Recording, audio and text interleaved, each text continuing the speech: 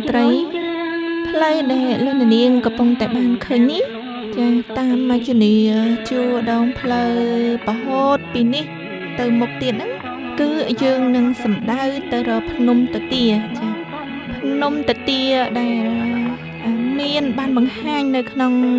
បទចម្រៀងរបស់លោកអឹងណារីដែលបានបកស្រាយជើងភ្នំតាទានោះបើជាប្រិមត្តលោកពូលោកអ៊ំលោកមីងលោកមៀលោកយាយលោកតាស្ដាប់ឮនៅស្គាល់នៅចំណងជើងមួយបទនេះហើយពេលដែលបានស្ដាប់ឮនៅបទចម្រៀងជើងភ្នំតាទារបស់លោកអឹងណារីហើយនោះគាត់ច្បាស់ជានឹកភ្នែកអំពីសម្រស់ភ្នំតាទាហើយចង់ដឹងថាភ្នំតាទាហ្នឹងនៅទីណា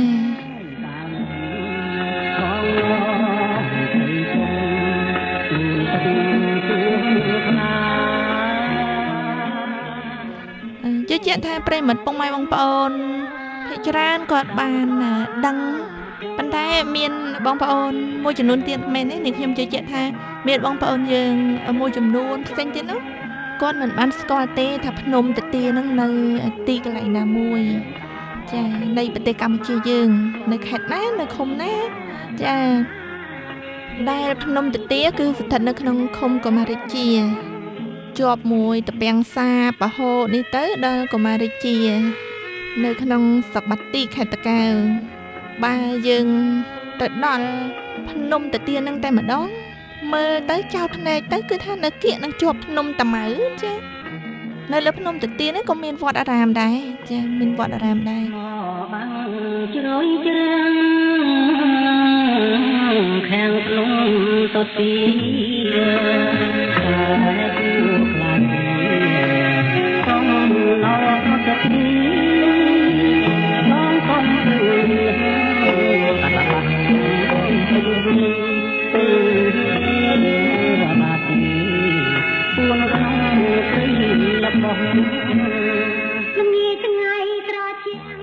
ភាគច្រើននៅ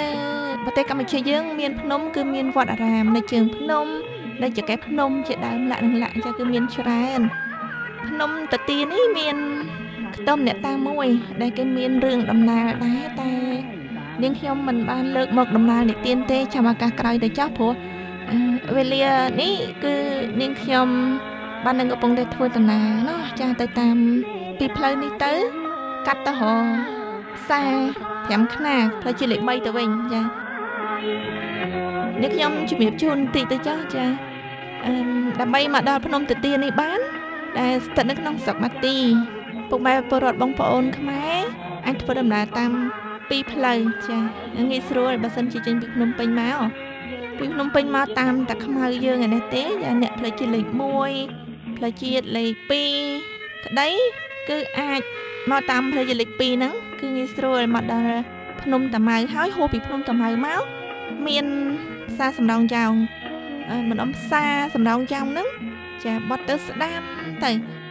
បើសិនជាមកដល់ផ្សារសំរោងយ៉ោងហ្នឹងតែម្ដងចម្ងាយប្រហែលជាខ្ទង់42កន្លះទេចាហើយបត់ពីផ្សារសំរោងយ៉ោងទៅស្នាមដៃបែកទៅហ្នឹងអាចថាប្រហែលជា7គីឡូទៀតចាទៅដល់ហើយភ្នំតាទាមកផ្លូវទៀតដែរដែលពុកម៉ែបងប្អូនពលរដ្ឋយើងអាចនឹងមកដល់ភ្នំតាទានេះបានដូចគ្នាចេញតាមចំចៅផ្លូវជាលេខ3មកវិញចាធ្វើដំណើររហូតមកដល់ផ្សារ5ខ្នា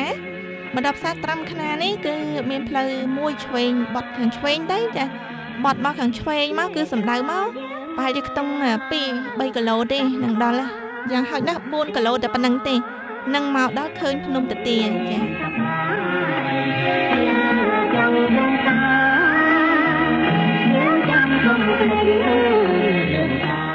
នោះហើយចាគឺភ្នំតាទាដែលសណ្ដូកវែងហើយមានឃើញរុក្ខជាតិនៅលើភ្នំខ្លះហើយឃើញភ្នំសំខាន់ភ្នំដែលគេយកគ្រោះហ្នឹងខ្លះចារៀងរកេតរកូតដាច់រដប់ខ្លះហ្នឹងចាហ្នឹងគឺជាភ្នំតាទាហើយដែលវេលានេះនាងខ្ញុំអត់បានចូលទេអត់បានចូលថតទស្សនវិជ្ជានឹងឲ្យបងប្អូនបានឃើញនឹងទស្សនាចិត្តបានទេដោយសារតែនាងខ្ញុំវេលាហ្នឹងធ្វើដំណើរឆ្ពោះទៅកាន់ផ្លូវជាលេខ3យ៉ាពីផ្សារសំរោងយ៉ោងនេះឡើងទៅផ្សារ5ខ្នាមានធរៈមានកិច្ចនៅទីនោះអញ្ចឹងបានតែត្រឹមថតឃើញពីចងាយប៉ុណ្ណឹងឲ្យបងប្អូនបានឃើញ ថានេះគឺជាភ្នំតាទាទិដ្ឋភាពភ្នំតាទាស្ថានភាពផ្លូវនិងផ្ទះអ្នកស្រុកយើងនៅម្ដុំភ្នំតាទាហ្នឹងមានទិដ្ឋភាពយ៉ាងដូចនេះបើសិនឪពុកម៉ែបងប្អូនបានឃើញហើយអាចនឹងលើកក្រោយចង់មកខ្លួនឯងចាអញ្ជើញមកតាមផ្លូវជាតិលេខ 2ក៏បានផ្លូវជាតិលេខ 3ក៏បានដែរចាខាងភ្នំតាទា